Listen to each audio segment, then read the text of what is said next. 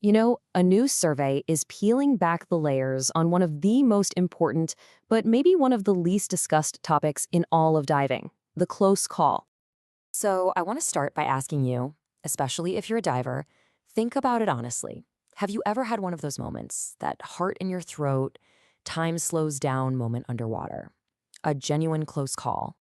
Well, if you just answered yes, you are far from alone. According to a brand new survey from the Business of Diving Institute, a truly staggering 94.5% of divers have had a close call.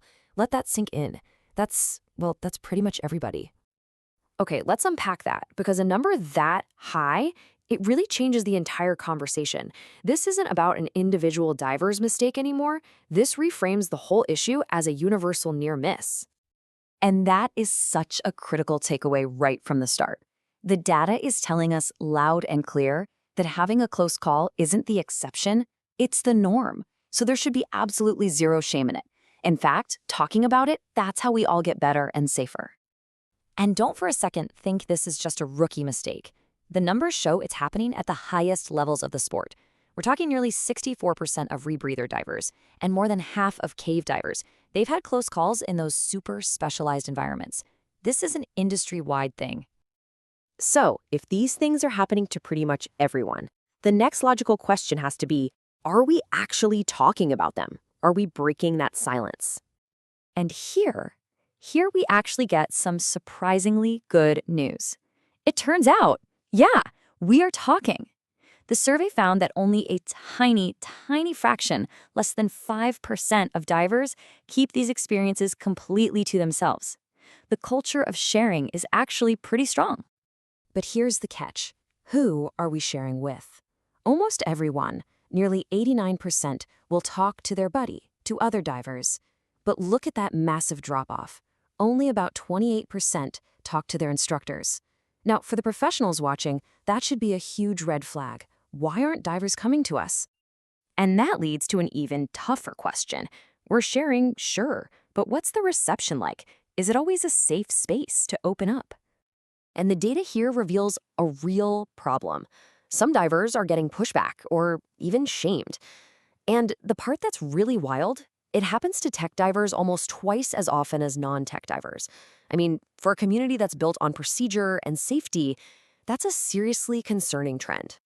All right, so we've established that these things are common, and for the most part, we're talking about them. So now let's get into the nitty-gritty. Let's really dissect the anatomy of these incidents. What is actually happening down there? So when you look at what's going wrong, it really falls into a couple of big buckets. First, you've got failures in the absolute fundamentals, gas and gear. More than a quarter of divers admitted to surfacing with less gas than they planned, and really critically, almost 20%, 1 in 5, physically ran out of gas. But hey, it's not just the equipment, right? The human and environmental factors are just as huge. Panic or near panic hits about a quarter of all divers in these situations, and we all know where that can lead. Really dangerous stuff like uncontrolled descents.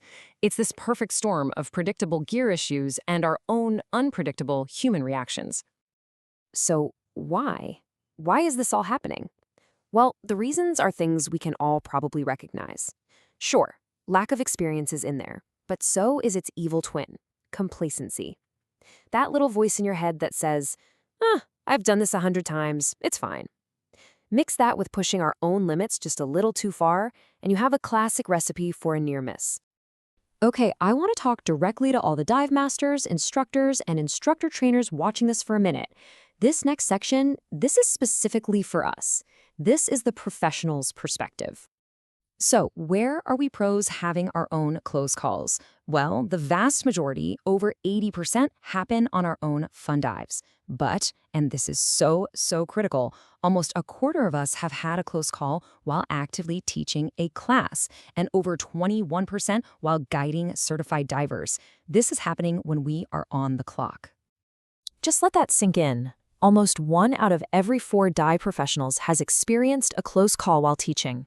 This is not about us getting into trouble in our own time. This is happening when we are directly responsible for the safety of our students. And if you want to see the other side of that coin, look at this. 13.3% of non-professional divers said their close call happened while they were a student, while they were receiving training. Our actions or inactions in the water have a direct and measurable impact. So, this is the crucial part. Where do we go from here? How do we take all of these almosts, all these near misses, and turn them into tangible lessons that make the entire industry safer? Let's just pull out one statistic from the survey that should really make us all think. Almost 1 in 4 divers has had an unplanned separation that ended with them surfacing all alone. That fact forces us to ask a very hard, very uncomfortable question. Can we, as an industry, keep relying only on the buddy system as our main safety net? Or do we need to start putting a much bigger emphasis on self-reliance? You know, this data completely flips our traditional view of safety. For years, the myth has been that a low accident rate means everything's fine. Diving is perfectly safe. But the reality this survey exposes is that a very, very high near-miss rate means we actually have a ton to learn. It seems we've been measuring the wrong thing. And that really leaves us with this final critical question. For us as divers, and especially for us as professionals, are we truly learning from the thousands of near misses that happen every single year? Or are we just getting lucky and just waiting for one of those near misses to finally become a tragic accident?